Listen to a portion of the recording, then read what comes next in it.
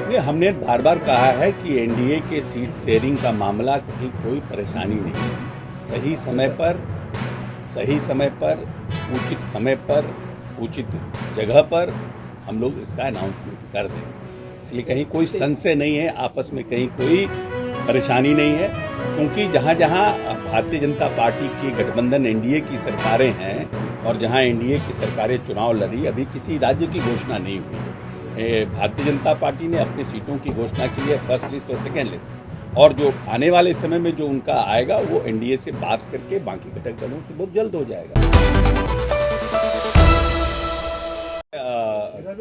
1 और 7 निश्चय 2 में माननीय नेता ने खास करके जब माननीय नेता प्रदेश की भागदौड़ संभालने का काम किए तो उन्होंने ग्रामीण सड़कों के सुदृढ़ीकरण पर विशेष बल दिया है और जिस तरह से शहरों के विकास के लिए योजनाओं का निर्माण किया गया है, उसी तरह से ग्रामीण इलाकों को भी सबल बनाने के लिए और सशक्त बनाने के लिए उन्होंने योजनाओं का निर्माण किया है।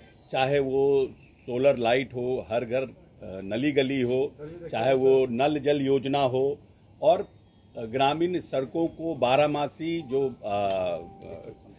एकल संपर्क योजना से जोड़ने का काम हो।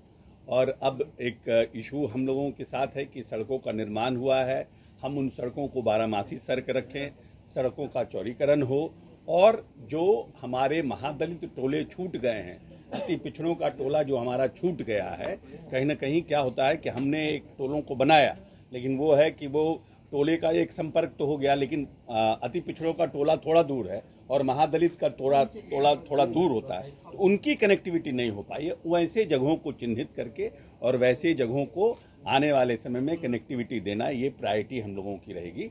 और फर्दर क्योंकि ये पूरा प्रदेश माननीय नेता के सपनों का बिहार हम सबको बनाना है, और माननीय नेता हमेशा ग्रामीण जो हमारा परिवेश का बिहार है उसको सशक्त करने के लिए प्रयासरत हैं।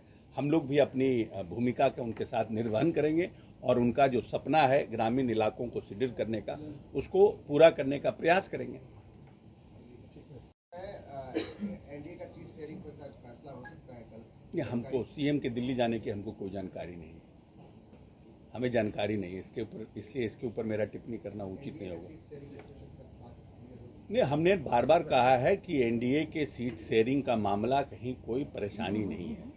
सही समय पर उचित जगह पर हम लोग इसका अनाउंसमेंट कर देंगे। इसलिए कहीं कोई संशय नहीं है, आपस में कहीं कोई परेशानी नहीं है, क्योंकि जहाँ जहाँ भारतीय जनता पार्टी की गठबंधन एनडीए की सरकारें हैं और जहाँ एनडीए की सरकारें चुनाव लड़ी, अभी किसी राज्य की घोषणा नहीं हुई है।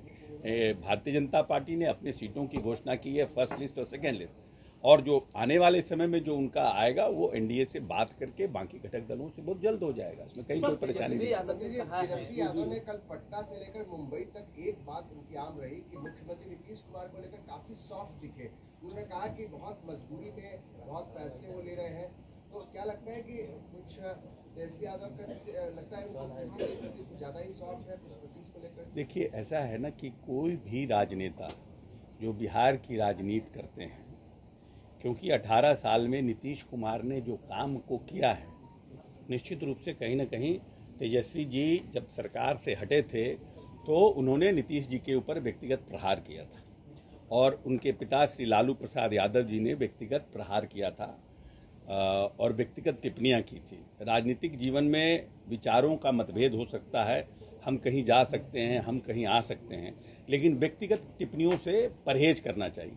हमको लगता है तेजस्वी जी ने जरूर कोई सर्वे कराया होगा और सर्वे में ये पता चला होगा कि इस तरह की टिप्पणी करने से और नीतीश जी के प्रति आक्षेप करने से उनको नुकसान होगा, इसीलिए वो सॉफ्ट हो रहे हैं। शिक्षक भर्ती को लेकर के उन्होंने कहा कि माफिया राज को लेकर के शिक्षक भर्ती में जो प्रश्न आउट हुए हैं उसको लेकर नहीं, वो प्रश्न आउट हुए हैं कि नहीं हुए हैं उसमें भी अभी क्लैरिटी नहीं है। बिहार पब्लिक सर्विस कमीशन ने कहा है कि मेरा प्रश्न आउट नहीं हुआ है।